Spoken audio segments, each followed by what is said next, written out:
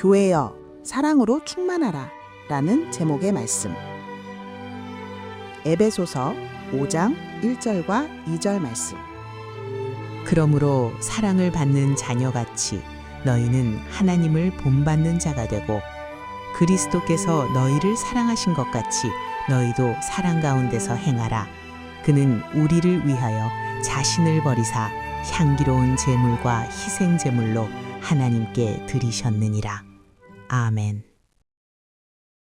새해를 맞이하면서 우리들의 가정과 우리들의 삶의 자리 가운데 하나님의 은혜와 평강이 가득가득 채워주시고 넘쳐나시기를 주님의 이름으로 축복합니다. 우리가 이제 새해를 시작하면서 이렇게 인사를 많이 하셨을 거예요. 새해 복 많이 받으세요. 새해 복 많이 받으세요. 이 시간 함께 앞뒤 좌우에 계신 분들과 함께 다시 한번 새해 인사 나누겠습니다. 새해 복 많이 받으세요. 새해를 맞이할 때마다 새해 복 많이 받으세요.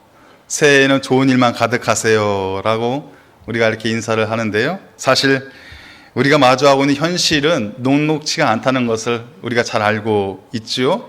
얼마 전 영국의 시사 주간지 이코노미스트에서 외로움의 전염병이라는 기사를 내었는데요, 현대 사회에 퍼져 있는 이 외로움이라는 것이 질병과도 같다. 그래서 우리 건강을 해친다는 거예요. 하루에 담배 15개비를 피우는 것보다 이 외로움의 질병이 우리를 더 건강을 약하게 만든다라는 것입니다. 비만의 문제보다 더 심각하게 건강을 해치는 것이 바로 이 외로움의 문제다라고 이야기를 해요.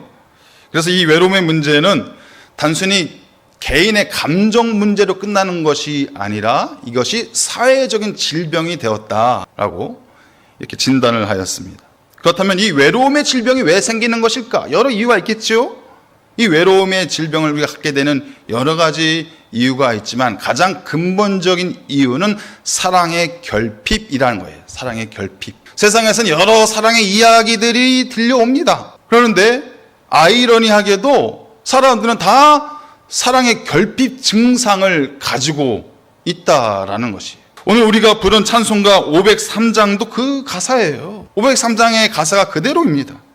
세상 모두 사랑 없어 냉랭함을 아느냐, 곳곳마다 사랑 없어 탄식 소리뿐일세. 사랑 없는 까닭에, 사랑 없는 까닭에 이제 우리는 예수의 사랑을 전하세, 예수의 사랑을 전하세. 이것이 우리가 부른 찬송가의 가사였던 것이죠. 이 찬송가가 지어진 19세기에도 그렇고 지금 우리가 살아가고 있는 이 21세기에도 그렇고 사랑 없는 까닭에 세상은 더 냉랭해지고 있는 거예요. 사랑 없는 까닭에 탄식 소리만 들려오고 있다라는 것입니다. 이런 상황에서 우리는 분명하게 외치고 선포할 수 있어야 됩니다. 사랑은 여기에 있으니. 사람들이 찾고 있는 그 사랑의 본질은 하나님의 본질이다. 사랑은 다른 곳에서 찾을 수 있는 것이 아니라 하나님을 만나는 그 자리에서 사랑의 본질 되시는 하나님의 마음을 느낄 때 우리는 참 사랑을 경험하게 되는 것이다. 그리고 그 사랑으로 충만한, 하나님이 보여주신 그 아가페의 사랑으로 충만한 이 교회 공동체 안에 진정한 사랑의 열매들이 있는 것이다. 우리가 그것을 보여줘야 된다는 것이, 우리가 그것을 드러낼 수 있어야 된다는 것입니다. 이러한 시대적인 배경 속에서 하나님께서 2026년도 우리 교회의 새로운 표어로 교회여 사랑으로 충만하라, 이 주제를 주셨습니다. 우리의 인생, 또 우리의 가정, 우리의 일터, 우리 이 교회 가운데 뭐니 해도 하나님의 사랑으로 충만할 수 있는 복된 한 해가 되시기를 바랍니다. 그리고 그 사랑을 드러내시길 바랍니다. 진정한 사랑의 모습을 우리의 삶을 통해서, 우리의 인생의 걸음을 통해서 그것을 드러내고 나타내고 증명할 수 있는 은혜로운 한 해가 되시기를 바랍니다. 오늘 본문의 배경이 되고 있는 에베소라는 이 도시는요, 당시 소아시아 지역에 있던 여러 도시들 중에서 가장 최고의 도시로 손꼽히던 곳이었어요. 가장 번창한 상업 도시였고 종교의 중심지였다라는 것입니다. 그런데 반면에 이 에베소라는 도시가요, 가장 타락한 도시이기도 했어요. 온갖 음란과 쾌락과 탐욕과 우상 숭배가 이 에베소에서 벌어지고 있었다라는 것입니다. 그런데 문제가 있어요. 이 사회적으로 이렇게 세속화된 모습들, 여러 그 불편한 모습들이 이제는 교회 안으로 밀려 닥쳐오고 있었다라는 것입니다. 그래서 교회가 세속화가 되고 있었어요. 교회가 변질되고 있었습니다. 그로 인해서 교회가 갖추어야 될 사랑의 본질, 이것을 망각하고 잃어버리고 있었다는 거예요. 이는 마치 오늘날 미국의 가장 유명한 도시인 샌프란시스코라는 도시와 비슷한 것 같습니다. 이 샌프란시스코라는 도시는 미국에서도 가장 유명한 도시 중에 하나잖아요. 그리고 제가 조사해 보니까요, 미국 사람들이 가장 살고 싶어하는 도시 중에 하나가 샌프란시스코라는 거예요. 그런데 이 도시가 오늘날 최악의 도시로 변질되고 말았습니다. 샌이라는 스페인어인데요, 샌이라는 단어는 성인이라는 뜻이에요. 성인. 그러니까 성 프란시스코의 도시, 샌프란시스코의 뜻이 성 프란시스코의 도시, 거룩한 도시, 그런 이름을 갖고 있는 도시예요. 그런데 이 도시가요, 오늘날에는 어떤 도시로 불리냐면 좀비 도시로 불려요. 좀비 도시. 그리고 영화에서 나오는 고담 시티라는 그런 오명을 갖고 있는 매우 타락한 도시의 대명사가 되고 말았습니다. 그 이유가 있어요. 왜 그렇게 됐을까? 마약과 동성애 때문에 그렇게 됐어요. 이 마약의 문제가요, 이 동성애가 문제가 이 도시를 그냥 삼켜버린 거예요. 그 영향이 그곳에 있는 교회들에게도 크게 위협이 되고 있습니다. 교회들이 흔들리고 있는 거예요. 교회의 본질을 잃어버리고 있다라는. 사도 바울은 이런 위기 속에서 에베소 교회를 향해서 외치고 있는 것입니다. 우리 에베소서는요, 1장부터 3장까지 매우 중요한 질문하고 있는데, 우리는 누구인가? 우리는 누구인가? 과연 우리는 누구인가? 세상의 풍파가 밀려닥치고 있는 이 상황에서 우리의 정체성은 과연 누구인가?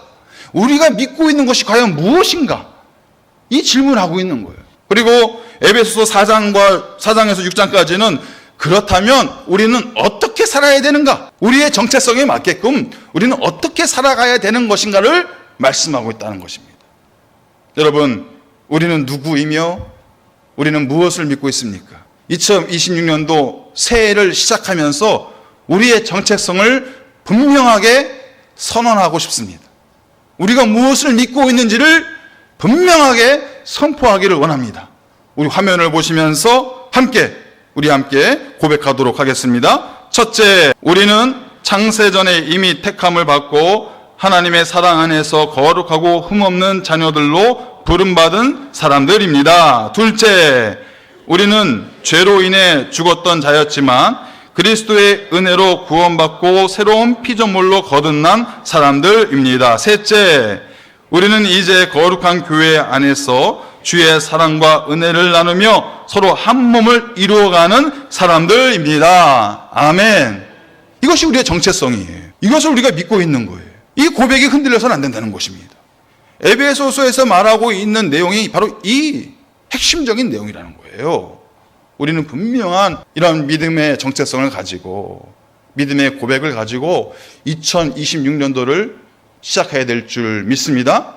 그렇다면 우리는 어떻게 살아가야 되는 것인가? 과연 우리는 어떤 모습으로 살아가야 되는 것인가?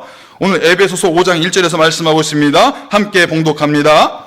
그러므로 사랑을 받는 자녀같이 너희는 하나님을 본받는 자가 되고. 먼저 우리의 정체성이 분명하게 소개가 되고 있죠. 우리는 사랑을 받는 자녀이다. 여러분, 부모는요, 생긴 것도 다르고 쓰임새도 다르겠지만 이 10손가락 깨물어서 안 아픈 손가락이 없어요. 그것이 바로 자식을 사랑하는 부모의 마음이다라는 것입니다. 부모에게 이 자식은 존재하는 것 자체로 사랑이에요. 내 앞에 있는 것 자체로 사랑이에요. 그 자녀가 공부를 잘하던 못하던, 그 자녀가 돈을 많이 벌어오던 못 벌어오던, 그것 때문에 사랑하는 것이 아니에요. 그냥 존재하는 것 자체가 사랑이에요. 하나님께서 저와 여러분들을 그런 마음으로 사랑해주고 있다라는 것입니다. 우리 생긴 것도 다 다르고 사는 방법도 다 다르고 각자의 역할도 다 다르잖아요. 그런데 동일한 게 있어요. 우리를 사랑하는 하나님의 마음은 다 동일하다라는 것입니다. 이것이 바로 하나님 우리를 사랑하는 마음. 우리를 어떻게 하나님께서 우리를 불러주실까요? 네, 사랑하는 아들아. 네, 사랑하는 딸아. 우리를 부르는 이 하나님의 음성이 한순간도 바뀐 적이 없습니다. 항상 우리를 부르실 때는 이렇게 불러주고 계시다는 거예요.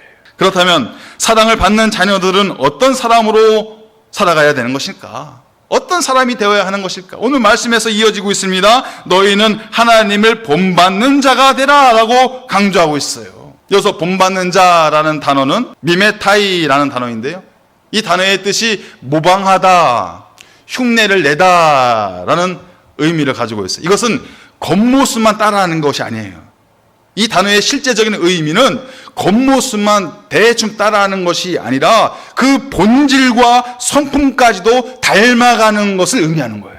어느 목사님이 이 의미를 간단 명료하게 정리를 해주셨어요. 이것이 무엇이냐? 하나님의 붕어빵이 되어야 된다라는 거예요. 동네 시장 노터리에 입구에 가면요, 붕어빵 장수가 있어요. 제가 붕어빵을 엄청나게 좋아하거든요. 그래서 여러 군데 붕어빵을 제가 다 먹어봤어요. 그런데 그 집 붕어빵이 제일 맛있고요, 가격도 제일 착해요. 그 붕어빵 장수가 누구냐? 고등학교 여학생이, 제 딸과 같은 아이. 그 작은 아이가요, 맛있게 붕어빵을 막 이렇게 굽는 거예요. 그래서 호기심에서 한번 먹어봤더니 너무 맛있는 거, 너무 맛있는 거. 진짜 정성을 다해서 붕어빵을 굽더라고요. 그 내용물도 하나 빠짐없이 가득가득 채워서 넣더라고요. 제가 그래서 항상 그 시장을 지나갈 때면은 그 학생이 있는지 없는지 보고 붕어빵을 사갑니다. 너무 맛있어서. 제가 2부 예배 때 이 얘기를 하니까 누구냐요? 어디냐요? 막 물어보시는 분들도 계시더라고요. 여러분, 이 붕어빵은요, 그 모양이 같은 거는 당연하겠지만 더 중요한 거일 수 있어요. 무엇보다도 이 붕어빵은요, 속이 꽉 차 있어야 돼요. 꽉 차 있어야 돼요. 얼마나 감동인지 몰라요. 붕어빵을 다 그 배를 갈랐을 때 모락모락 김이 나면서 그 파시가 꽉 차 있는 거 보면요, 감동이에요, 감동. 그 속이 꽉 차 있어야 돼요. 그리고 이 붕어빵은요, 맛이 동일해야 돼요. 이건 먹었는데 맛이 다르고 저건 먹었는데 맛이 다르면요, 먹기가 싫어져요. 어느 것을 먹어도 맛이 동일하게 느껴져야 됩니다. 그래야 맛있게 붕어빵을 먹을 수가 있어요. 사랑하는 성도 여러분, 우리는 하나님의 붕어빵이잖아요. 하나님을 닮아가는 사람들로 살아가야 된다는 것입니다. 우리가 어떻게 지음받았죠? 하나님의 형상대로 지음을 받았어요. 그 의미가 무엇입니까? 하나님의 본질, 하나님의 성품이 내 안에 가득 충만히 채워져 있어야 된다는 것입니다. 그것이 진정한 하나님의 붕어빵의 모습이라는 거예요. 그리고 우리도 우리의 모습을 통해서 하나님의 사랑의 맛을 느끼도록, 동일한 하나님의 사랑의 맛을 느낄 수 있도록 우리는 사랑의 손길이 되어야 된다는 것입니다. 우리 안에 하나님의 성품으로, 하나님의 사랑으로 가득가득 채워지시기를 간절히 축복합니다. 그리하여 그 사랑이 필요한 사람들에게, 그 하나님의 본질적인 사랑의 손길이 필요한 사람들에게 찾아가서 그 사랑과 함께 나누고 전할 수 있는, 사랑이 어디 있느냐, 사랑이 어디 있느냐 찾고 있는 이들에게 사랑은 여기 있다, 우리가 보여줄 수 있는 믿음의 한 해, 복된 한 해가 되시기를 축복합니다. 그렇다면 우리는 어떻게 하나님의 성품과 사랑을 닮아갈 수 있는 것일까? 어떻게 우리는 과연 닮아갈 수 있는 것일까? 이어지는 5장 2절 말씀에서 말씀하고 있습니다. 함께 봉독합니다. 그리스도께서 너희를 사랑하신 것 같이 너희도 사랑 가운데서 행하라. 그는 우리를 위하여 자신을 버리사 향기로운 제물과 희생제물로 하나님께 드리셨느니라. 아멘. 우리의 사랑의 기준은 명확해요. 복잡하지 않아요. 오늘 이 말씀처럼 그리스도께서 너희를 사랑하신 것 같이 너희도 사랑 가운데서 행하라. 예수님처럼 사랑하라는 거예요. 여기서 행하라 라는 이 단어의 의미는요, 길을 걷다, 생활을 하다, 삶을 살아가다 라는 의미를 갖고 있어요. 그러니까 예수님은요, 우리에게 보여주신 그 사랑이 그냥 삶 자체였다는 거예요. 우리에게 보여주신 그 사랑의 길이 그냥 예수님 자체였다는 거예요. 예수님은 사랑을 위해서 사셨고 사랑을 위해서 생활하셨다는 의미를 가지고 있다는 것입니다. 우리도 그런 사랑으로 살아가야 된다는 거예요. 이벤트성으로 하는 사랑이 아니라, 감정적으로 즉흥적으로 사랑하는 것이 아니라, 사랑의 행위가 우리의 삶이 되어야 되는 것이고, 사랑의 모습이 우리의 길이 되어야 되는 것이고, 우리의 생활이 되어야 된다라는 것입니다. 목사님들이 제일 많이 하는 말들 중에 사랑하는 성도 여러분 이라는 말이 있어요. 많이 들어보셨죠? 네, 많이 들어보셨어요. 근데 어느 장로님께서 목사님이 사랑하는 성도 여러분 하고 말씀하니까 목사님한테 찾아갔대요. 목사님, 저 진짜 사랑하는 거 맞아요? 물어보셨다는 거예요. 저한테 물어본 건 아니에요. 저는 진심으로 우리 교회를 사랑합니다. 저는 진심으로 우리 교회의 모든 성도님들을 사랑합니다. 왠지 아세요? 감정적으로 사랑하는 게 아니기 때문에. 예수님은 우리를 감정적으로 사랑하신 분이 아니에요. 무슨 이벤트성으로 사랑하신 분이 아니에요. 예수님은 우리를 사랑하겠노라고 결단하시고, 의지적으로 결단하시고 선포하셨다는 거예요. 제가 교회를 사랑하고 여러분들을 사랑하는 것은 감정적으로 사랑하는 거예요. 왜냐하면 감정은 오르락 내리락 하잖아요. 아침 다르고 점심 다르고 저녁 다르잖아요. 그런 왔다 갔다 하는 감정으로 사랑하는 것이 아니라 하나님 앞에 결단하는 거예요. 제게 맡겨주신 이 교회 제가 생명처럼 사랑하겠습니다. 저와 함께하는 우리 믿음의 성도들 제가 생명 다해 사랑하겠습니다. 선포하고 결단하는 거예요. 예수님께서 우리를 위해서 십자가 지셨을 때 그날 감정이 막 북받쳐가지고서 십자가 지신 게 아니잖아요. 예수님이 우리를 위해서 십자가 지신 것은요, 내가 너희를 사랑하노라, 내가 너희를 구원하노라 선포하시고 결단하셨기 때문에 십자가를 지실 수 있었다라는 것입니다. 예수님께서 보여주신 사랑은 예수님의 삶 자체였고, 예수님의 길 자체였고, 예수님의 사명이었다는 것입니다. 우리가 말하는 사랑은 즉흥적인 사랑 아니에요. 감정적인 사랑 아니에요. 이벤트로 하는 사랑의 행위가 아닙니다. 우리에게 그 사랑은 우리의 길이며 우리의 삶이며 우리의 사명이라는 거예요. 이 사랑을 선포하노라 하면 나아갈 때 그 사랑으로 충만한 믿음의 역사가 우리 가운데 아름답게 드러나게 될 줄을 믿습니다. 올해는 더욱 사랑하시기를 바랍니다. 가족을 위해서, 이웃을 위해서, 믿음의 형제 자매를 위해서 더욱 사랑할 수 있는 한 해가 되시길 바랍니다. 비난의 말이 아니라 칭찬과 격려의 말로 사랑하시길 바랍니다. 정죄하는 손가락이 아니라 용서의 손길로 사랑하시길 바랍니다. 절교의 선언이 아니라 화해의 선언으로 찾아가 사랑하시길 바랍니다. 예수님께서 그러하듯이 우리도 먼저 사랑을 행할 수 있는 우리 모든 지체분들이 다 되시기를 주님의 이름으로 축복합니다.